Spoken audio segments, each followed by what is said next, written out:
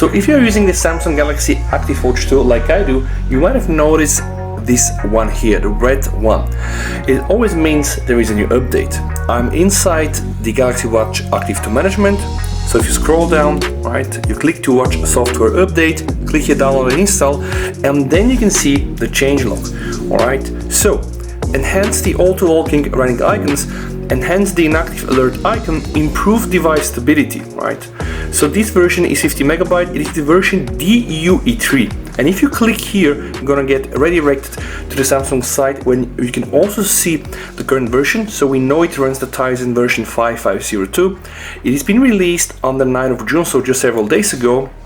We can exactly see the same 3 changelog items here, and we can see the build numbers from the previous versions. The build number, as I told you, is DUE3.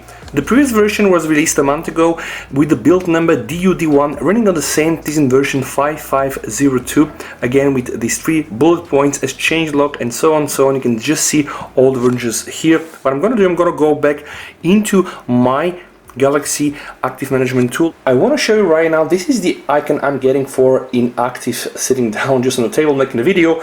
Now again, we're gonna get a new inactive alert icon, so I'm gonna press install now. Okay, the software is going to download the required update, and you know, my watch is going to get disconnected from my phone. Bear in mind that your watch is going to get restarted, and it's going to take some time transferring this update via Bluetooth to your watch. Now once you have the update is going to be first copied, then installed on your watch, and then we're hopefully going to be seeing the new changes, at least this new icon.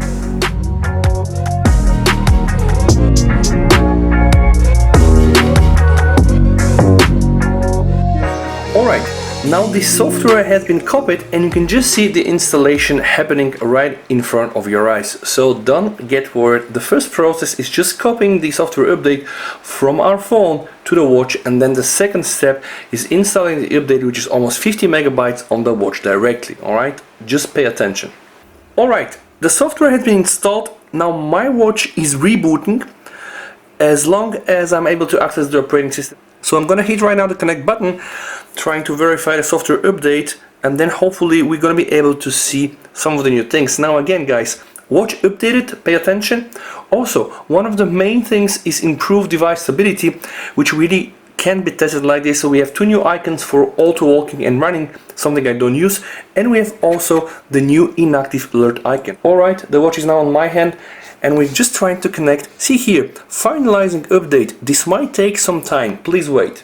Okay, things like this are really increasing the user experience, because a lot of the times when this happens, people are just wondering something is happening, my phone is hanging up, my watch is hanging up, or another product. So it's really good that Samsung are implementing these tips and tricks.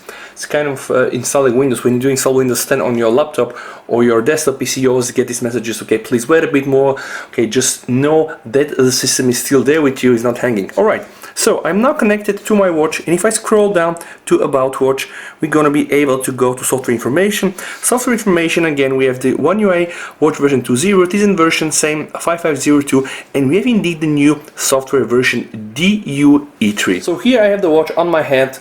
If I sit down like this for another 50 minutes, I'm gonna get the new inactive alert, which I cannot show you right now. One of the biggest disappointments for myself is still the fact that we cannot get ECG and blood pressure if we're not using Samsung phones. I think this is absolutely not fair for all the users, or like myself in that case, that are really using and loving this product, but using it with another phone. In this case, it's a Xiaomi phone. You know, there is a way for you to get ECG and blood pressure running on a non-Samsung phone, so you might want to follow this video here, but I'm really angry that we don't have this out of the box stock like for all the users out there using Samsung phones. With that said, I'm gonna call the end for this video, guys. Please, you and your family stay safe. We're gonna catch up in one of my next episodes. VST over and bye.